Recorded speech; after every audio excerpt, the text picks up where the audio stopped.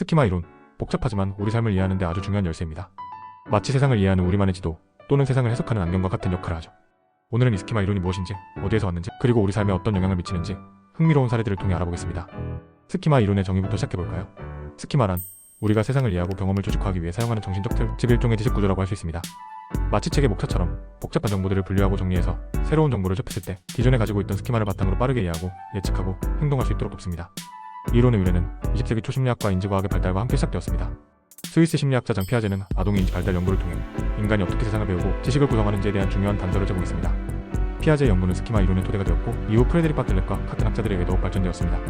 바틀렛은 기억 연구를 통해 우리의 기억이 단순히 정보를 그대로 저장하는 것이 아니라 스키마에 의해 재구성되고 왜곡될 수 있다는 것을 밝혀냈습니다. 즉, 우리는 세상을 있는 그대로 기억하는 것이 아니라 스키마라는 렌즈를 통해 세상을 바라보고 기억한다는 것이죠. 이제 스키마 이론이 우리 삶에 어떤 영향을 미치는지 좀 더 구체적인 사례를 통해 살펴볼까요? 식당 스키마. 식당에 가면 우리는 자연스럽게 자리에 앉고 메뉴를 보고 음식을 주문하고 식사를 하고 계산을 합니다. 이러한 일련의 행동들은 우리가 이미 가지고 있는 식당 스키마에 의해 자동적으로 이루어집니다.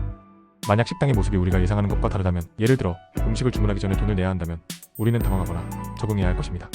얼굴 인식 스키마. 우리는 다양한 사람들의 얼굴을 인식하고 그들의 감정을 파악합니다. 이는 우리가 얼굴 인식 스키마를 가지고 있기 때문입니다.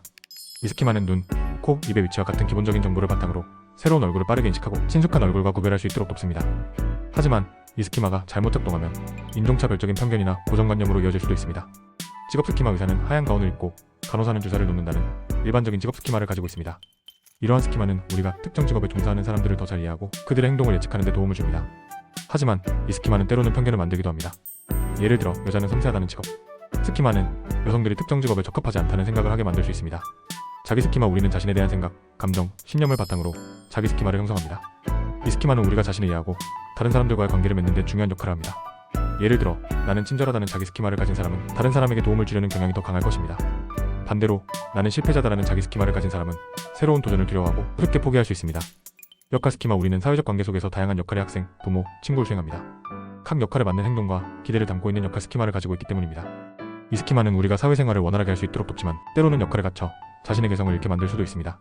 스키마 이론은 우리 삶의 다양한 측면에 영향을 미칩니다.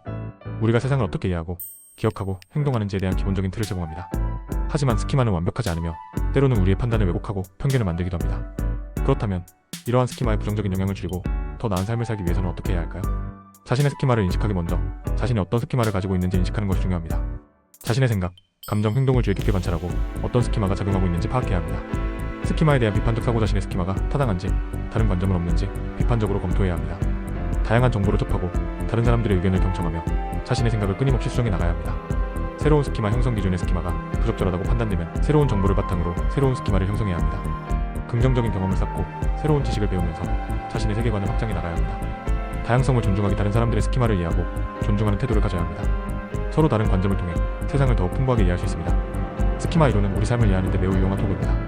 이 이론을 통해 우리는 세상을 더욱 깊이 있게 이해하고 자신의 삶을 더 나은 방향으로 이끌어갈 수 있습니다. 오늘 이 영상을 통해 스키마 이론에 대한 이해를 높이고 여러분의 삶에 긍정적인 변화를 가져가시길 바랍니다. 그리고 잊지 마세요.